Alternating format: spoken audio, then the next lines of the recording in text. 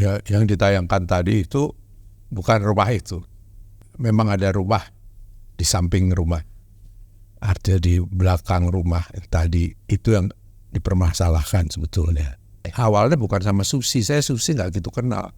Adalah sama seseorang yang namanya Swantara Gotama, yang ternyata itu adalah suaminya Susi.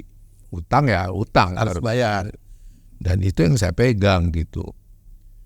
Terus apa jawaban Swantara? Ya kalau gitu bolehlah tapi asal Mas Guru tolong carikan saya rumah sebagai gantinya di sekitar Jalan Sriwijaya.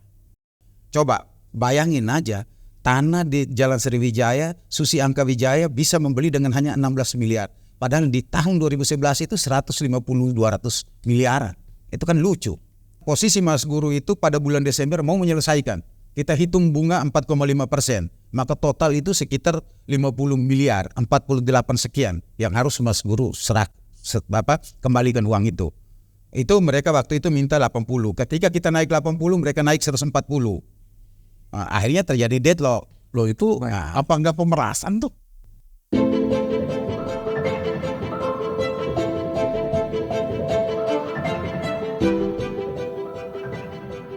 Assalamualaikum warahmatullahi wabarakatuh. Dengan saya Denny Hamdani dalam program Serambi Adi Warman. Serambi Adi Warman merupakan program edukasi hukum yang mana akan membahas tentang permasalahan keadilan yang hangat terjadi di kalangan masyarakat. Program official Adi Warman ini juga melakukan penelusuran hukum serta mengemasnya dalam bentuk karya jurnalistik bertujuan untuk memberikan pemahaman hukum sesuai dengan undang-undang yang berlaku di Indonesia. Dalam tema kali ini, Serambi Adi Warman akan membahas tentang kejanggalan rencana eksekusi perkara perdata Guru Soekarno Putra. Baiklah, sebelum acara kita mulai, mari kita simak tayangan berikut ini.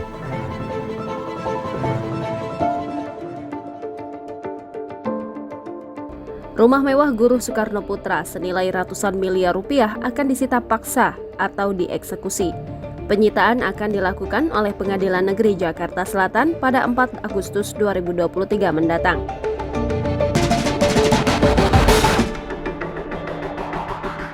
Rumah bernilai ratusan miliar itu rupanya memiliki sejarah berarti untuk Fatmawati. Sebab di rumah itulah ia tinggal bersama anak-anaknya seusai berpisah dari Soekarno. Fatmawati kemudian tinggal di sebuah rumah paviliun di Jalan Sriwijaya, Jakarta Selatan. Melalui usahanya sendiri, Fatmawati membeli hak milik rumah Sriwijaya itu. Hasil pernikahannya dengan Soekarno melahirkan 2 anak lelaki dan 3 anak perempuan, yaitu Guntur Soekarno Putra, Guruh Soekarno Putra, Megawati Soekarno Putri, Rahmawati Soekarno Putri, dan Sukmawati Soekarno Putri. Sebab rumah tersebut akan disita oleh pengadilan karena Guruh Soekarno Putra kalah dalam gugatan melawan Susi Angkawijaya. Pengacara Susi Angkawijaya, John Redo, mengatakan kasus ini berawal saat kliennya melakukan jual beli pada tahun 2011 atas rumah tersebut dengan Guruh Soekarno Putra. Namun Guruh tak mengakui adanya jual beli tersebut, namun hanya soal pinjam-meminjam uang.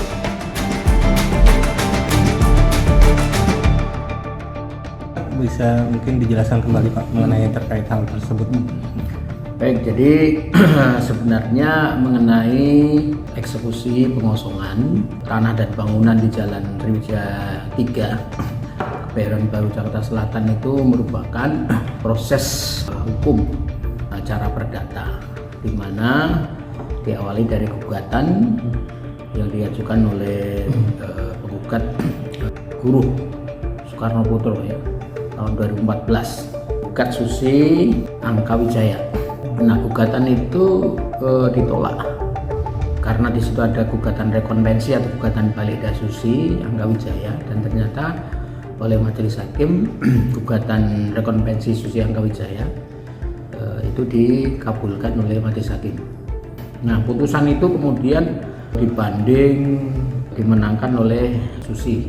Kasasi tetap menang sampai kemudian di PK pun gugat 3 dalam ini penggugat rekonvensi Susi Angkawijaya dimenangkan.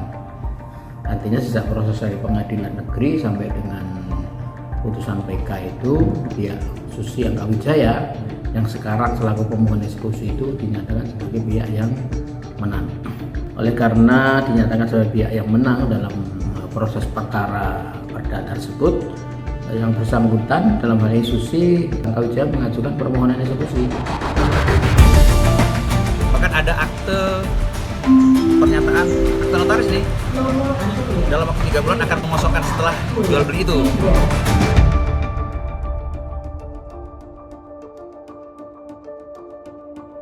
Jangan lupa share, like, dan juga subscribe Serambi Adi Warman. Sahabat Serambi Adi Warman dimanapun Saudara berada, kali ini kita kedatangan tamu spesial, yaitu Bapak Guru Soekarno Putra dan pengacaranya yaitu Bapak Simeon Petrus SH dan Bapak Adi Warman. Kali ini yang kita hadirkan adalah pihak Mas Guru, dan kemudian nanti di episode mendatang kita akan menghadirkan pihak lawan dari Mas Guru. Assalamualaikum Mas Guru. Waalaikumsalam. Pak Petrus dan Pak Adi Warman. Waalaikumsalam warahmatullahi wabarakatuh. Saya akan bertanya terlebih dahulu kepada Mas Guru nih ya. Tayangan yang baru saja kita tayangkan yaitu tentang rumah. Nah, yang akan kami tanyakan di sini, apakah benar itu adalah rumah yang akan dieksekusi atau yang sedang dipermasalahkan? Ya, yang ditayangkan tadi itu bukan rumah itu. Memang ada rumah di samping rumah. Artinya di belakang rumah tadi itu yang dipermasalahkan sebetulnya. Kalau di rumah depan itu adalah peninggalan dari almarhum Ibu Fatmawati yang memang telah dihibahkan atau dihadiahkan buat saya. Baik. Itu ibu mengatakan itu di depan saudara-saudara saya semua. Jadi secara keluarga semua sudah tahu bahwa itu adalah milik pribadi saya dari Ibu Fatmawati. Dan rumah depan itu yang di tempat tinggal Ibu Fatmawati itu kami beri nama Wisma Fatmawati Soekarno. Wisma Fatmawati Soekarno. Ya, sedangkan yang di belakang kami namakan itu Wisma Indra Kusuma. Nah, rumah bagian belakang itu mau gak mau terjadinya adalah rumah Wisma Indra Kusuma itu merupakan extension dari rumah Wisma Fatmawati Soekarno. Itu memang saya dapatkan rumah itu dari yang merupakan tetangga saya waktu itu adalah keluarga Pak Indra Kusuma. Kita pakai istilah rumah belakang deh. Rumah gitu. belakang itu Pak. Nah, daripada Wisma Indra Kusuma itu penting buat saya. Dan oleh karena itu maka saya bahkan pernah bilang, karena nanti cerita ini awalnya bukan sama Susi, saya Susi nggak gitu kenal, adalah sama seseorang yang namanya Swantara Gotama yang ternyata itu adalah suaminya Susi. Jadi izin Mas ya. Jadi tayangan video tadi yang rumah itu Wisma Fatmawati berarti hoax tuh ya. Hoax. Berarti hoax itu. Saya mau nambahkan sedikit mumpung ya sini di beberapa ini yang saya lihat di ponsel saya gitu, Baik. tayangan-tayangan gitu. Selain menyorot merekam rumah Wisma Fatmawati ya, sebetulnya juga menyebut-nyebut bahwa ada cerita bahwa Ibu Fatmawati yang telah diceraikan oleh Bung Karno gitu. Saya hanya akan mengatakan kepada masyarakat bahwa Ibu Fatmawati tidak pernah diceraikan oleh Bung Karno sampai kedua-duanya mencapai akhir hayat. Mas Guru, ini bisa sampai terjadi sengketa seperti ini. Itu awalnya seperti apa sih Mas Guru? Pada awalnya memang saya memerlukanlah sejumlah dana gitu. Kemudian saya bilang sama teman-teman, akhirnya ada dari beberapa teman gitu memperkenalkan lah seseorang itu namanya Swantara Gotama. Diperkenalkan oleh saya bahwa saya juga bicara kan, saya bicaranya saya perlu uang sekian. Kalau boleh tahu itu sekitar tahun berapa Pak ya? 2011 saya memerlukan suatu dana. Saya karena itu akan meminjam, dan pada kesempatan yang lain ini perlu ditekankan bahwa saya sudah mungkin berkali-kali bilang sama Swantara bahwa saya tidak akan pernah menjual rumah saya, baik yang di depan maupun di belakang, karena dua-duanya bagi saya. Bahkan kalau rumah depan tuh bagi negara ini, termasuk surat sejarah peninggalan bersejarah itu. Buat saya juga rumah belakang akhirnya juga ikut sebagai extension karena di situ banyak sekali menampung barang-barang peninggalan dari Bung Karno. Nah waktu itu kemudian Swantara meminjamkan 35 miliar dari Swantara itu ngasih bunga gitu 4,5% per bulan. 4,5% dari 35 miliar itu. Per bulan ya, di atas bunga bank. Di atas bunga bank. Ya, ya udah itu, ya udahlah karena saya benar-benar memerlukan itu gitu. Ya akhirnya terjadilah pinjam-meminjam itu yang kemudian saya sendiri kan awam ya soal itu. Baik. Dan pada waktu itu karena memang saya nggak pernah punya masalah hukum gitu. Saya nggak punya pengacara lah, penasihat hukum atau apa. Teman banyak saya pengacara ya, tapi ketika itu maka terjadilah pinjam-pinjam itu yang ternyata itu diikat dengan surat PPJB. Saya rasa nanti mungkin detailnya saya tolong diceritakan oleh Pak Simeon Petrus ini sebagai pengacara.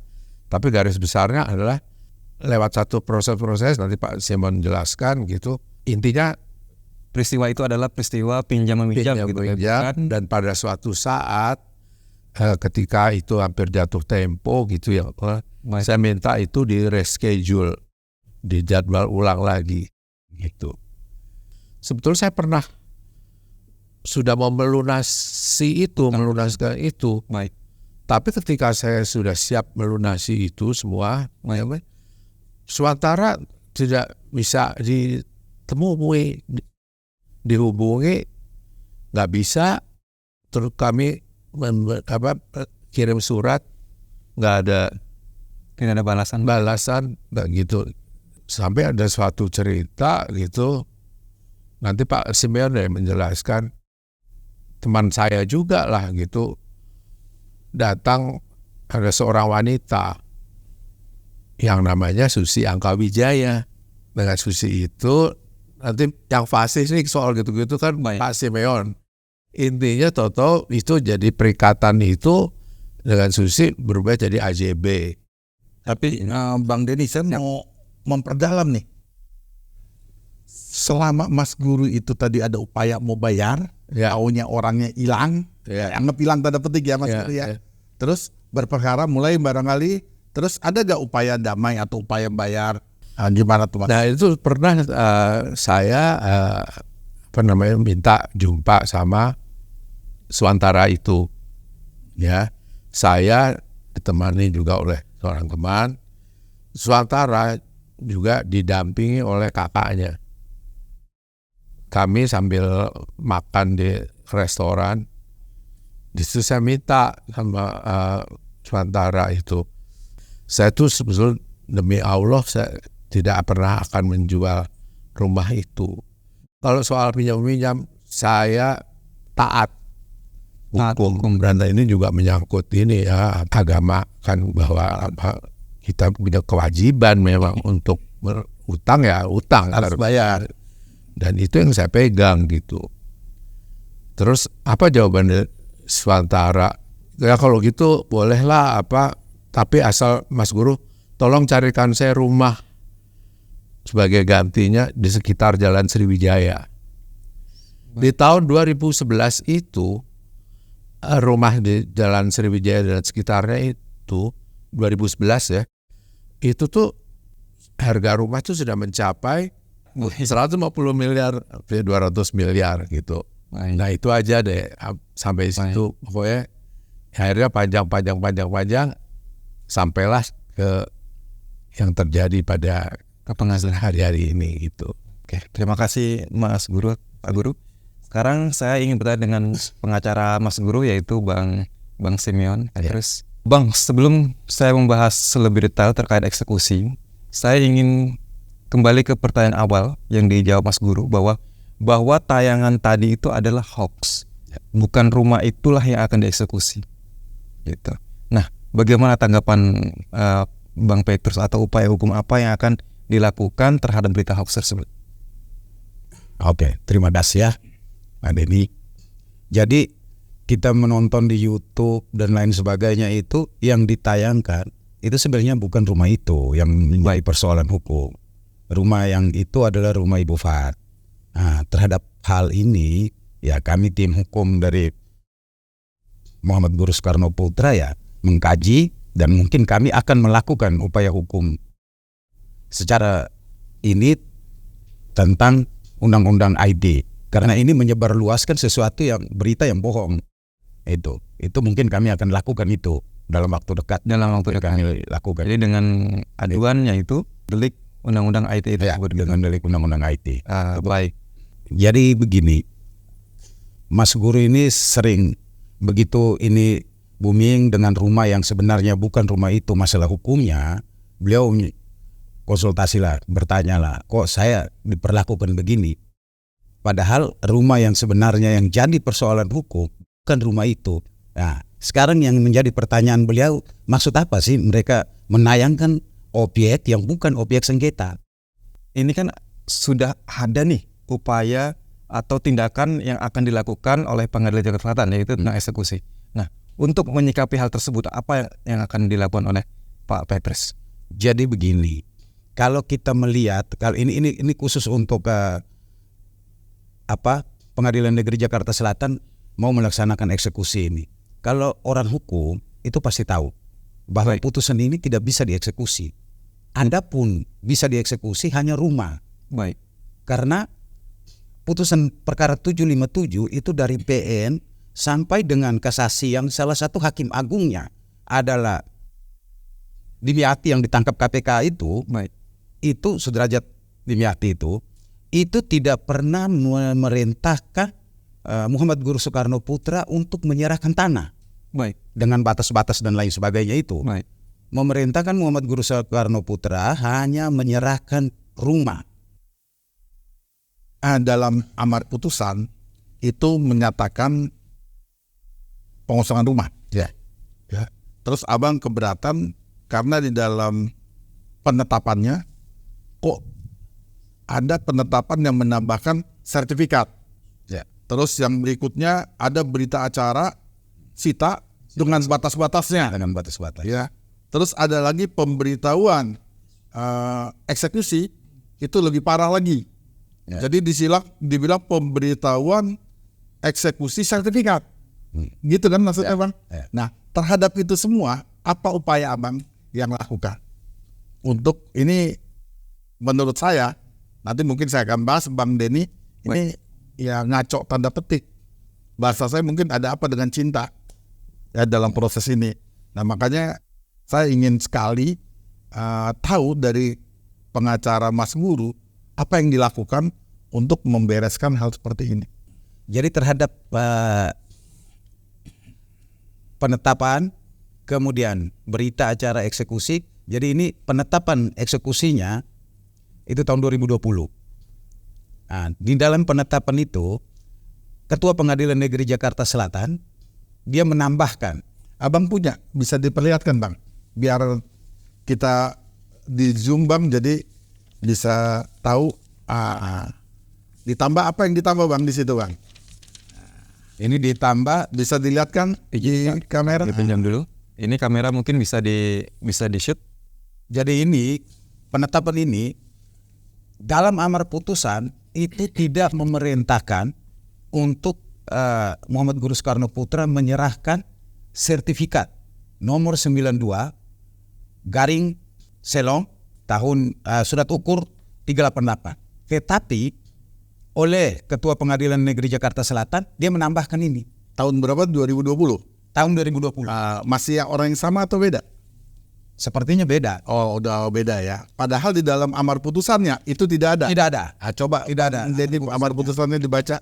Ini di depan Kepolisian Negara RI, ditambahkan oleh Ketua Pengadilan Negeri Jakarta Selatan sesuai sertifikat nomor 92 garing Selong surat ukur 388/1956. Bisa, yang tidak ada di dalam. Bisa dikatakan ada penyelundupan kalimat. Di dalam bisa dikatakan penyelundupan dan bukan dikatakan, memang nyata penyelundupan. penyelundupan kalimat di dalam sebuah penetapan. Kemudian muncullah kedua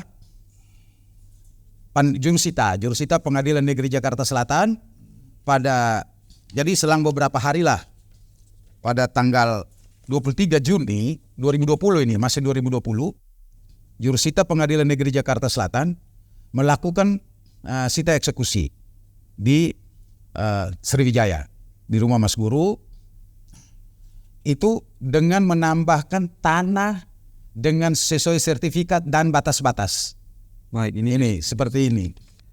Di banyak yang ditambah-tambahin termasuk ini ya, batas-batas ini dalam putusan tidak ada. Tidak ada dalam amar putusan. Kemudian melanjut pertanyaan tadi, ini terhadap penetapan dan berita acara eksekusi ini kami melakukan upaya hukum. Pertama, mengajukan gugatan perlawanan di Pengadilan Negeri Jakarta Selatan. Yang melawan siapa tuh, Bang? Jadi Mas Guru mengajukan gugatan perlawanan terhadap Susi Angkawijaya CS dengan teman-temannya semua.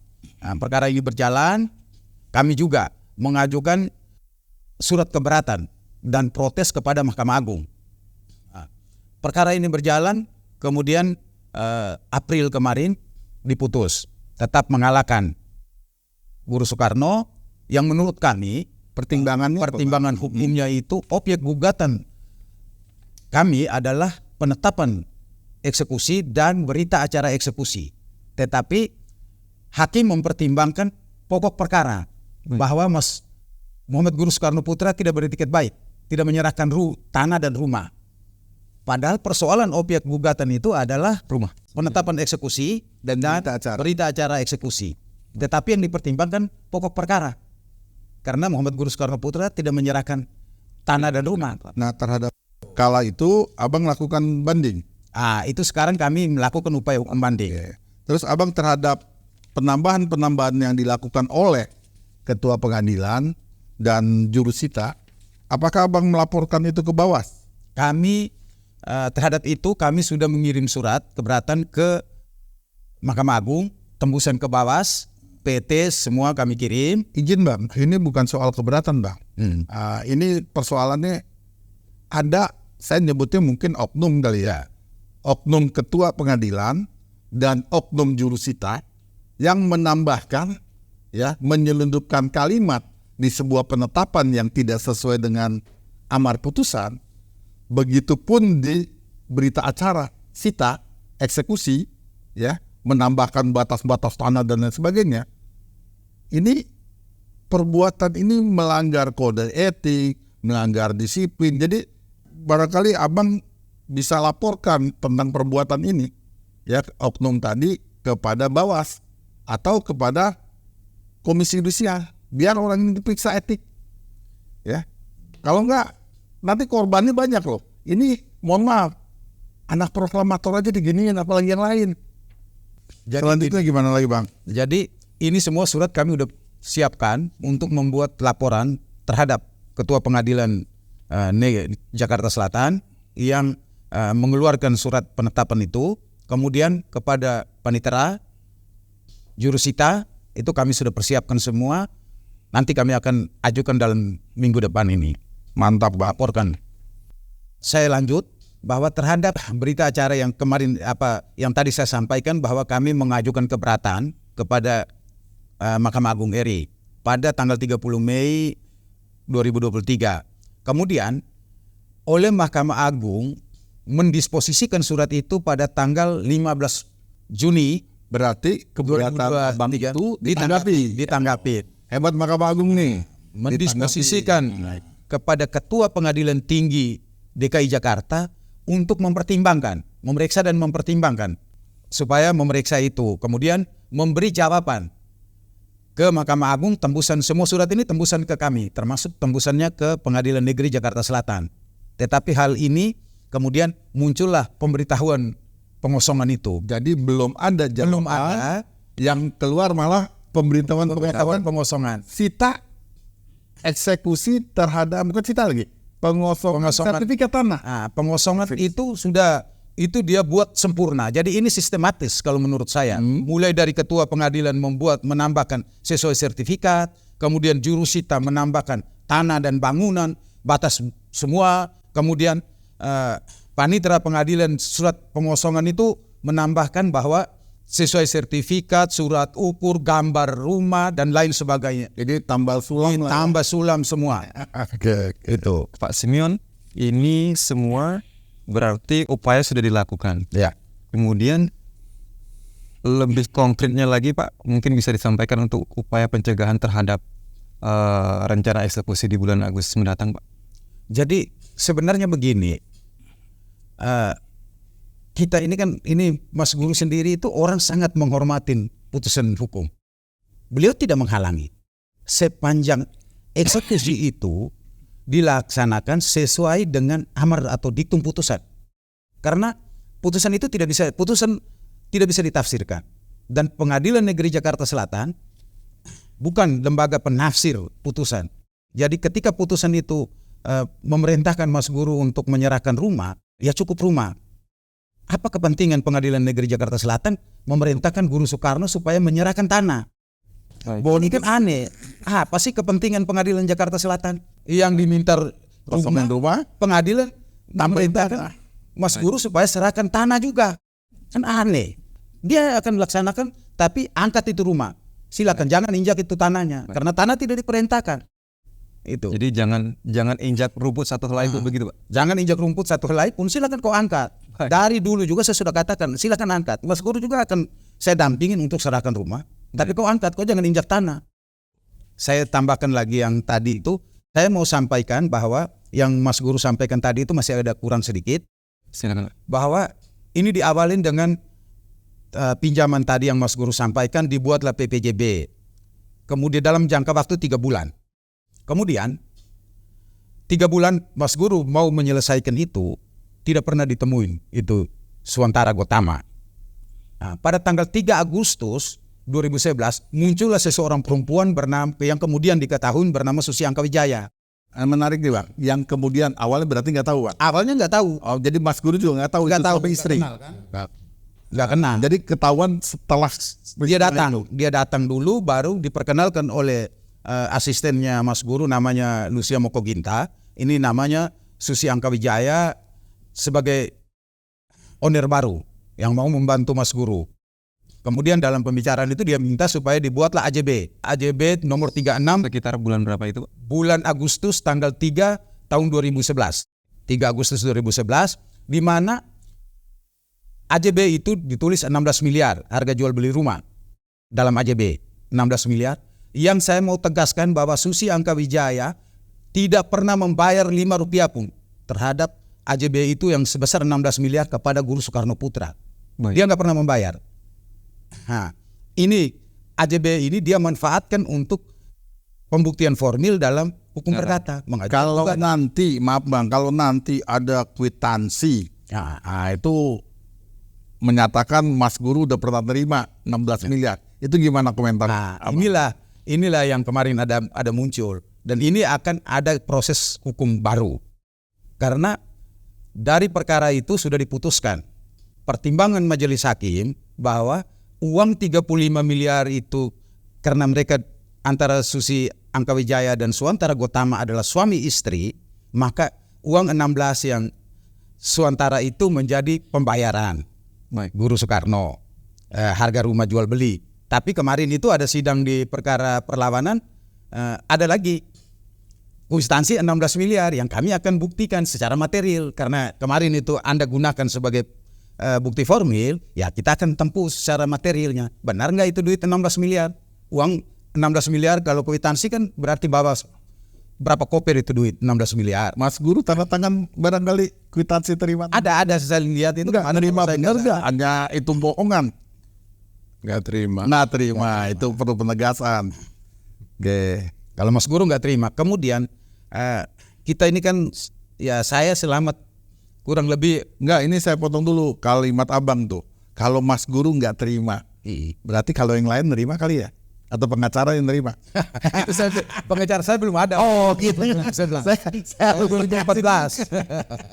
Oke lanjut. Kemudian saya mau katakan bahwa PPJB antara Suantara dan Guru Soekarno Putra itu sampai saat ini itu belum dibatalkan. Dan beban Mas Guru untuk menyelesaikan pinjaman kepada Suwantara itu masih ada 35 plus bunga 4,5%. Nah di sini jadi terlihat masih ada perkara nomor lain nih. Selain 575 ya itu ada nomor perkara lain barangkali ini. Ada nomor 67. Itu Ada lagi perkara lain. itu mereka gugat pertama nomor 67 menggugat bank prestasi Mas Guru karena ada akta jual beli, kemudian ada akta Itu yang menggugat siapa? Susi Angka Wijaya. Oh masih Susi. Masih Susi. Jadi si Gautama ini nggak nongol tuh dalam Gautama nggak pernah nongol. nampak. Tidak pernah nongol dari tanggal 3 Mei 2011 nongol, kemudian di tanggal 3 Agustus Susi yang nongol sebagai owner baru. Nah, ketahuan bahwa Susi dan Suwantara ini adalah suami istri ketika ini berperkara di pengadilan. Setelah dicek PPJB alamat Sama. gugat alamat kok sama. Baru dilacak ternyata suami istri. Ternyata suami. Jadi jual beli ini adalah jual beli yang abnormal. Jadi tidak normal. Kalau jual beli benaran ya Mas Guru serahkan, orang dia sudah jual kok. Tapi kan Mas Guru bilang nggak pernah jual dan nggak mau jual. Karena jual belinya tidak benar. Didahului dengan cara-cara yang tidak benar sesuai dengan hukum. PPJB sebagai jaminan 35 miliar. Orang idiot apapun tidak akan pernah menjual 16 miliar dalam AJB. Iya kan? PPJB aja jaminan aja 35 miliar. Yang belum pernah dibatalkan sampai sekarang. Kemudian tadi Pak, Mas Guru tadi ada menyampaikan bahwa sebenarnya ada upaya perdamaian seperti apa ya? Di sekitar tahun 2000. Jadi upaya perdamaian ini sebenarnya sebelum berperkara, Mas Guru ini kan pada posisi di bulan Desember, beliau mengirim surat kepada Susi Angka Wijaya, Suwantara dan Notaris Ruli Iskandar untuk menyelesaikan pembayaran pinjaman. Karena ya di mata Mas Guru ya saya pinjam ya saya balikin. Dari awal saya sudah bilang ini nggak bisa dijual. Itu tidak ditanggapin oleh Susi Angka Wijaya, tiga-tiganya nggak tanggapin. Kemudian di bulan Februari 2012 Mas Guru mengirim surat lagi kepada Susi. Kemudian Susi ini menjawab bahwa Pak Guru silakan kosongkan, saya udah beli dengan AJB. Nah dari situlah mulai awal perkara itu. Jadi etikat baik Mas Guru itu Udahlah Anda. Kemudian dalam persidangan itu kami sudah melakukan mediasi berulang-ulang. Tetapi begitu kita ini naik, mereka naik lagi. Jadi dari utang ini waktu itu saya bilang, ini kalau mau 35 miliar karena posisi Mas Guru itu pada bulan Desember mau menyelesaikan. Kita hitung bunga 4,5%. Maka total itu sekitar 50 miliar, 48 sekian yang harus Mas Guru kembalikan uang itu. Itu mereka waktu itu minta 80. Ketika kita naik 80, mereka naik 140. Nah, akhirnya terjadi deadlock. loh itu apa enggak pemerasan tuh? Ya. Jadi ini kan karena mereka merasa dengan formilnya bahwa akta jual beli sudah dibuat ya berarti itu udah milik mereka. Mereka mau jual. Coba bayangin aja tanah di Jalan Sriwijaya, Susi Angka Wijaya bisa membeli dengan hanya 16 miliar. Padahal di tahun 2011 itu 150-200 miliaran. Itu kan lucu. Tadi pernyataan Pak Guru yang menyatakan bahwa Bapak Suwantara meminta agar diganti dengan rumah yang ada di Sriwijaya itu seperti itu bagaimana? Jadi itu kan pertemuan antara Suwantara dengan Mas Guru. Tetapi kami di waktu mediasi perdamaian itu dengan lawyernya Susi Angka Wijaya pada tahun 2014, 2015 sampai dengan 2019 itu tetap juga mereka minta ya kalau memang enggak ini ya cariin rumah di Sriwijaya Seperti itu ya. Nah, jadi 16 miliar dia 5 rupiah juga dia tidak bayar.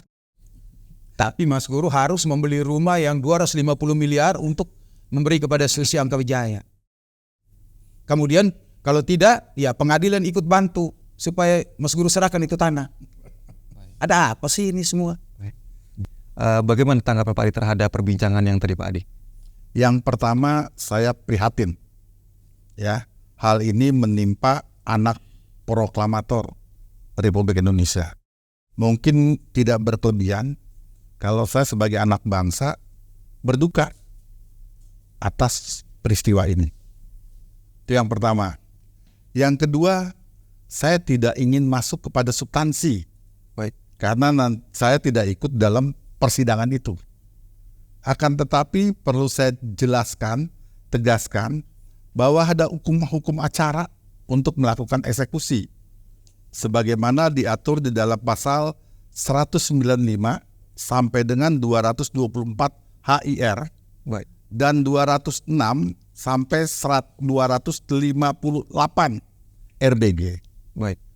Di situ diatur semua secara detail terkait dengan proses eksekusi. Tadi yang dikatakan oleh pengacara Mas Guru bahwa eksekusi itu harus sesuai dengan amar putusan. Ini ajas. Baik.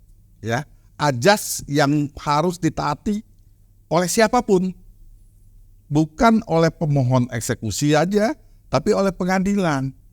Tidak boleh ada penambahan kalimat, ya, huruf aja tidak boleh. Jadi suka tidak suka, amar itulah yang harus dieksekusi, dilaksanakan, ya, didahului dengan unmanning, ya, berikutnya dengan penetapan eksekusi, terus berita acara eksekusi, baru pengosongan. Nah, akan tetapi tadi saya lihat dokumen yang ada, itu ada penambahan. Baik. Nah, ini tidak dibenarkan. Baik. Timbul pertanyaan sederhana, Pak, amarnya kok seperti itu? Amar merujuk kepada apa sih? Kepada gugatan. Kepada apa yang diminta oleh penggugat. Penggugat rekonvensi misalkan. Nah, meminta A, B, C, dan D. Nah, hakim memutuskan bisa seluruhnya atau sebagian. Karena putusan hakim itu tidak seluruhnya bisa dieksekusi. Nah, jadi kalau dilihat dari macam sifat dari putusan pengadilan ada 3. Yang pertama, putusan bersifat deklaratoir. Ya, mendeklar, hakim menyatakan keadaan. Dia tidak memutuskan apa-apa, tapi menyatakan keadaan. Nah, kedua, konstitutif. Di situ hakim menyatakan juga, itu pernyataan juga tentang kondisi fakta hukum. Ya. Seperti itu saya lihat amar 1, 2 itu betul. Nah, yang terakhir, kondemnatoir. Ini adalah hukuman. Menghukum tergugat untuk melakukan sesuatu. Tetapi harus jelas. Ya, ada misalkan contoh, saya dihukum sebagai yang kalah untuk menyerahkan sebuah barang kepada titik-titik, tidak disebutkan namanya. Itu tidak akan bisa dieksekusi. Sama seperti ini gitu Pak. Ya, misalkan seperti itu. Baik. Ya. Terus seperti ini amarnya, mengosongkan sebuah rumah yang terletak di jalan ini. Tidak menyebutkan sertifikat, tidak menyebutkan batas, tidak, mana bisa dieksekusi. Karena memang itu ajasnya. Ajas eksekusi yang berlaku di seluruh Indonesia. Ya, jadi dari kacamata hukum, ya saya katakan harusnya ini tidak bisa dieksekusi. Terhadap, ya tadi saya lihat fakta-fakta itu, terhadap oknum yang menambahkan kalimat dalam penetapan, bisa aja itu oknum dari ketua, atau oknum dari panitera yang mengetik, atau jurusita yang mengetik, ya, yang membuat itu bisa dikenakan sanksi. Ya. Apakah ini juga ada dugaan rekayasa seperti itu Pak Adi? Saya tidak berani mengatakan itu, tetapi faktanya ada penambahan. Ada penambahan tadi pengacara Mas Guru udah jelas. Ini terstruktur, ini apa namanya dibuat sedemikian rupa. Ya, bahkan saya menyebutnya dengan fakta yang ada itu tambal sulam untuk menyempurnakan. Ya, jujur saya katakan ada ribuan putusan yang tidak bisa dieksekusi karena profesional conduct dari seorang advokat dalam mengajukan gugatan. Nah, petitumnya dibuat sedemikian rupa yang tidak memiliki kewenangan atau tidak bisa dieksekusi karena ketidakjelasan. Karena ketidakjelasan itu sering terjadi. Tapi kalau tadi dalam petitumnya dikatakan bahwa mengosongkan rumah dia beralamat di jalan bla bla bla Sriwijaya ini sesuai dengan sertifikat bla bla bla bla dengan batas-batas bla bla bla bla bla, itu bisa. Ya, itu bisa. Jadi ini kalau ini karena tidak ada, mungkin tadi ada yang coba-coba ya. Karena saya pengalaman baru 36 tahun ya. Jadi mungkin ada yang coba-coba, diakal-akalin lah. Tambahin ini. Apakah ini juga patut diduga bahwa di sini ada mafia tanah? Saya menyebutnya bukan sekedar mafia tanah, tetapi lebih cenderung kepada praktek tanda petik mafia peradilan. Nah ini makanya Mahkamah Agung dalam hal ini Bawas periksa ini. Tadi Humas Pengadilan menyampaikan konferensi pers. Sebegitu pentingkah kasus ini sehingga menyampaikan konferensi pers. Dan dia tidak substansi, cuma yang dipakai adalah normatif-normatif. Baik. Ya. Apa iya setiap mau eksekusi jauh hari udah bikin konferensi pers? Nah ini pasti ada yang permohon.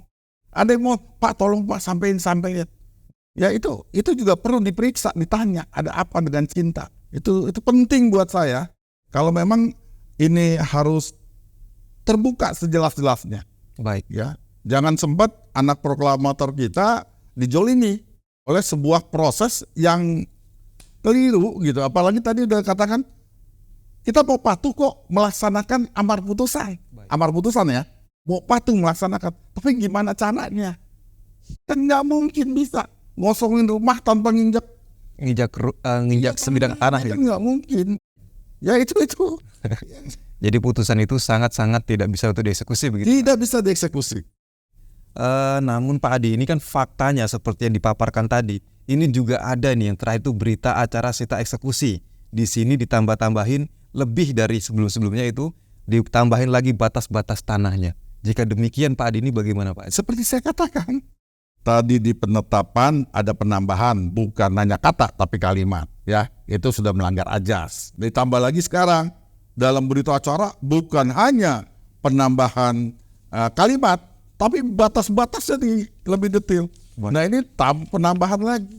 Nah ini yang memang tidak dibenarkan, ini sangat melanggar ajas untuk melakukan eksekusi pengosongan.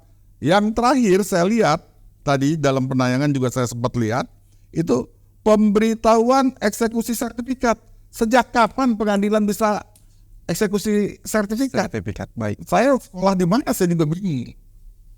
Jadi yang dieksekusi ini sesuai dengan amar putusan seharusnya adalah itu kata kuncinya agar masyarakat tahu ya bahwa pengadilan mengeksekusi dalam perkara perdata wajib sesuai dengan apa yang tertulis dalam amar putusan. Pak Adi, ini kan kita berbicara terkait Pak Guru Soekarno Putra yang saat ini di kalangan masyarakat umum ini sudah terjustice bahwa Pak Guru kenapa sampai menjual rumah itu? Itu kan rumah peninggalan dari Ibu Fatmawati. Rumahnya juga salah lagi ya. Nah, itu yang ingin saya tanya ke Pak Adi. Ini bahwa ternyata rumah yang diberitakan itu adalah salah dan hoax. Nah itu ya pasal 28 ya Undang-Undang ITE bisa diterapkan. Tetapi ada surat edaran Kapolri yang menyatakan bahwa untuk laporan kasus ITE, Undang-Undang Informasi ini harus dilakukan oleh prinsipal. Ya, jadi prinsipal nanti mungkin Mas Guru bisa didampingi oleh advokatnya untuk mendampingi membuat laporan. Tapi izin Mas Guru, karena saya jadi anak bangsa yang harus menjaga nama baik proklamator dan juga keturunannya, saya juga berkenan untuk mendampingi Mas Guru nanti. Ya, terima kasih. Ke Mabes Polri ya. Terima kasih. Saya sekali lagi ya prihatin kejadian ini terjadi di Republik loh. Di Republik yang di Jakarta, dekat dengan Monas, dekat dengan Mahkamah Agung. Bagaimana dengan di daerah? Yang kedua, saya berharap kepada Mas Guru jangan berkecil hati dan kepada pengacaranya juga laporkan oknum-oknum tadi.